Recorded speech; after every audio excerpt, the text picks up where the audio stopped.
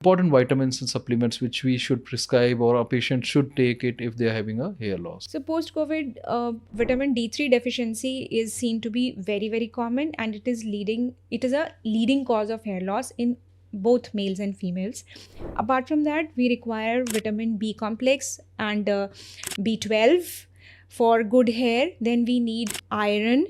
Along with iron, we need folate and zinc. Yeah. And along with that, we all know we need biotin. So These are the this important is supplements and just vitamins. to enumerate. Now coming to another important aspect about hair loss, which is hair transplant. How effective is hair transplant as a hair loss treatment?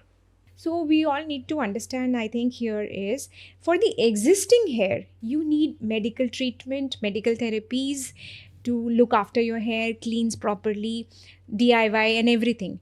But the places on your scalp where you have lost hair, you cannot regrow them apart from a procedure called hair transplant.